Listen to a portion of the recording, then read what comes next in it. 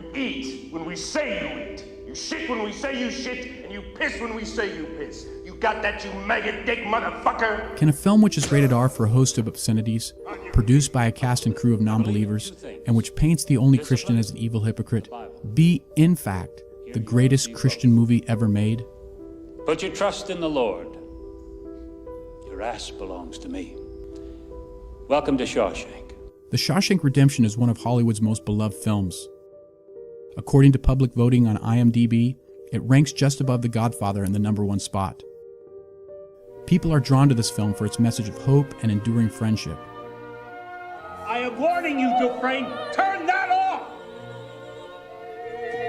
Which remarkably come together in a Christian act of redemption.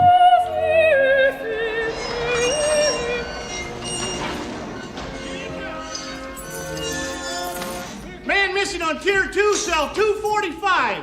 When Andy Dufresne escapes after 2 hours of screen time, 19 years in the story, it hits as a total twist. He was in his cell at lights out.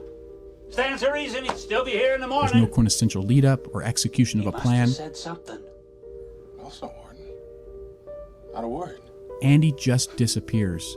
Lord, it's a miracle! Man up and vanished like a fart in the wind. I wonder if you might get me a rock hammer. Given that escapes are endemic to prison films, viewers might have expected it. Why? Rock hammer. But The Shawshank Redemption, in a sleight of hand, turns attention elsewhere.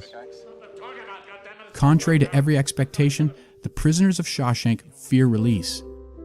While they may hate the walls of the prison, they're not seeking to escape from them either. What the hell did you do to set him off anyway? I didn't do nothing. I come in here to say fare thee well.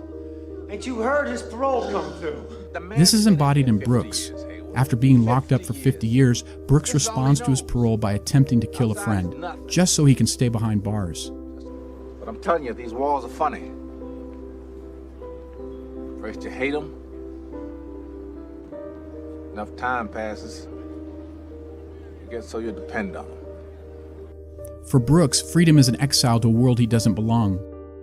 So when he ultimately finds himself in that exile, empty and alone, he sees no other option but to hang himself. This is the principal problem for the prisoners of Shawshank, and yet not for Andy Dufresne. Andy comes to Shawshank as the innocent outsider and refuses to give up hope. He subverts the prison's dehumanizing system of rules and regulations, extending to his fellow prisoners rare and extraordinary reminders of the outside world. Cold beer after a hot day's work, angelic music over the prison speakers, new books to educate men. Andy's strength derives from his innocence, but when at last the warden erases evidence of his innocence,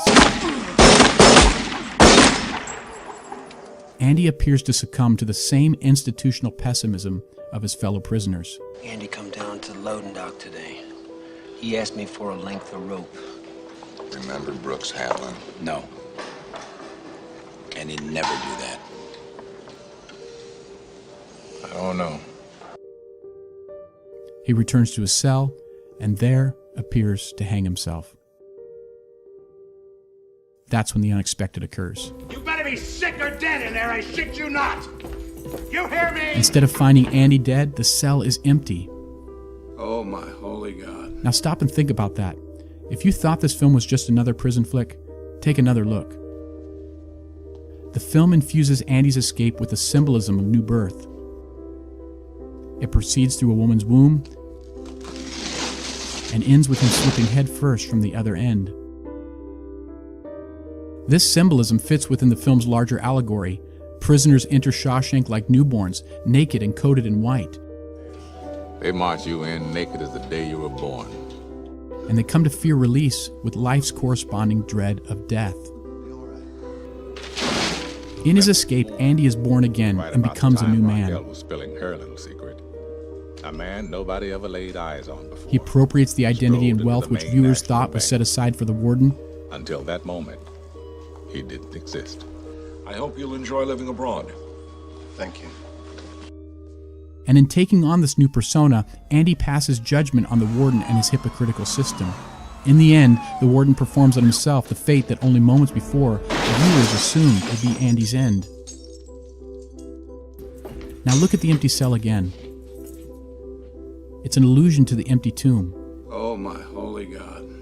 Andy's escape is an echo of Jesus' resurrection. But this alone isn't what makes Shawshank the greatest Christian movie ever. It's beyond the illusion where Shawshank touches people in a way that gospel films don't. Rather than ending with a resurrection, Shawshank goes on to show why it matters. It's not by accident that Andy, the only innocent man in Shawshank, becomes the best friend of Red, the only guilty man. It's Red and not Andy who needs to be redeemed. Murder. Same as you. Innocent. Only guilty man in Shawshank.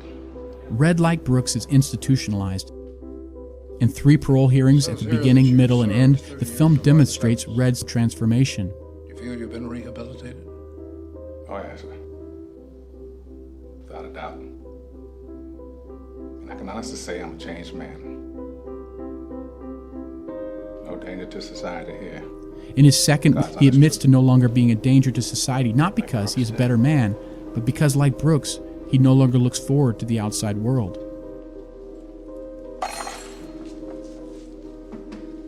But it's Andy's miraculous escape and his life on the outside which redeems Red.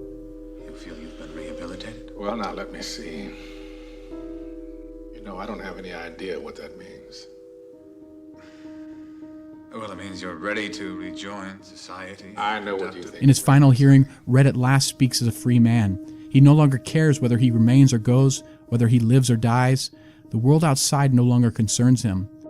Because Andy lives, Red can face what the future holds. So when his time of release does come, it's hope in Andy which propels him beyond Brooks' fate to a life in a world beyond Shawshank.